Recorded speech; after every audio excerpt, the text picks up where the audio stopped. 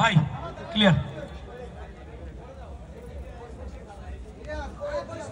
জীবন থেকে নেওয়া কথা যখন ছন্দের মাধ্যমে হয়ে যায় তো তখন আর দ্বন্দ্ব থাকে না, তারপরে অনেকে আবার দ্বন্দ্ব করে বসে।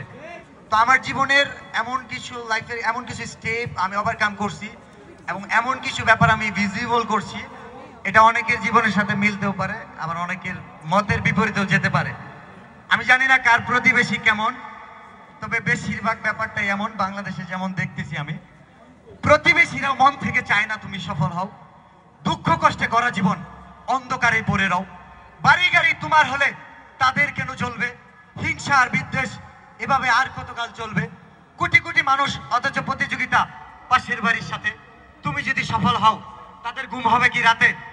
আপনাদের কি মনে হয় প্রতিবেশী ঘুম হবে?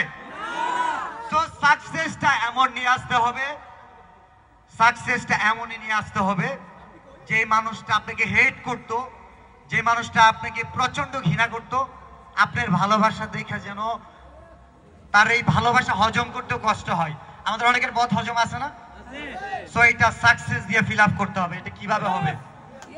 থ্রটস অফ বিলাল কথা বলতেছে ভিডিও মিলিয়ন ভিউজ হবে অনেকেরই, কিন্তু এটা থ্রটস অফ বিলালের ক্যারিয়ার, আমি এর আগেও বলছিলাম। তো আপনার ক্যারিয়ারের জন্য কি করতে হবে? কাজ করতে হবে। আমরা বেশিরভাগ সময় হয় কি অজুহাত দেখাই। আমার কাছে যেটা মনে হয় সাকসেসের সবচেয়ে বড় বাধা হচ্ছে অজুহাত, এবং সাকসেসের সবচেয়ে স্ট্রেংথ হচ্ছে মাইন্ডসেট, মানে আমার ইচ্ছা শক্তি।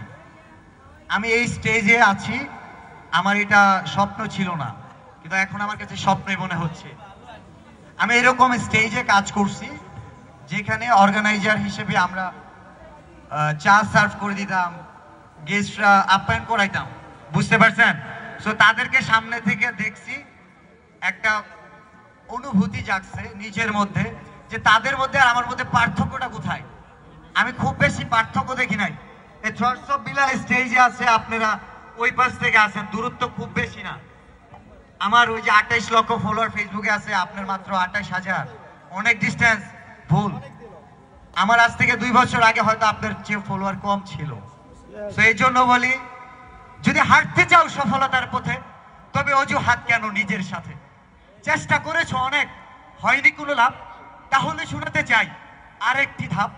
ব্যর্থতার পরক্ষণেই যদি ছেড়ে দাও হাল, আরেকবার চেষ্টা কেন করলা না?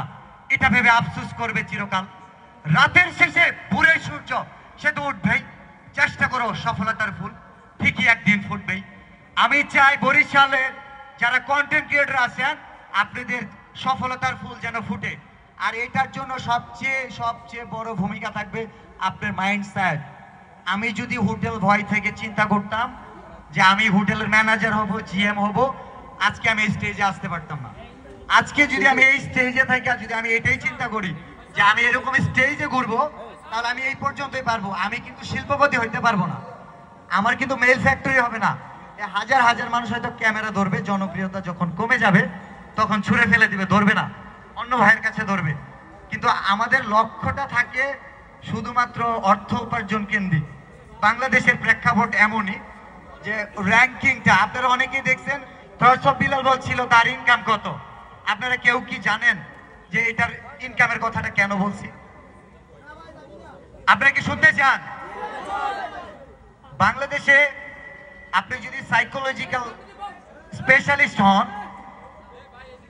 আপনার যদি ফিলোসফি নলেজ অনেক স্ট্রং থাকে, আপনি বুঝতে পারবেন আমাদের দেশের প্রেক্ষাপটে মানুষের মেন্টালিটিটা কি।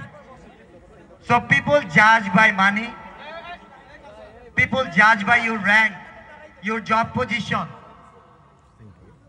So that is called career. কিন্তু কখনোই বুঝবে না আপনি একজন জ্ঞানী মানুষ, আপনি একজন ট্যালেন্টেড পারসন, এটা দিয়ে আপনাকে জাজ করবে না। আমি যদি চায়ের দোকানে যাই, আজকে বরিশালের চায়ের দোকান আমাকে যদি না চিনে, আমি কিন্তু ওই 10 টাকা না দিয়ে এখানে আসতে পারবো না। ব্যাপারটা বুঝতেছেন আপনারা? সো রিয়েলিটি অনেক চ্যালেঞ্জিং। আর এটা বলার কারণ, আমার কারণ ছিল না যে আমি ইনকাম করতেছি যে আপনারাও ইনকাম করেন। আমার উদ্দেশ্য ছিল এখানে ভালো, সরি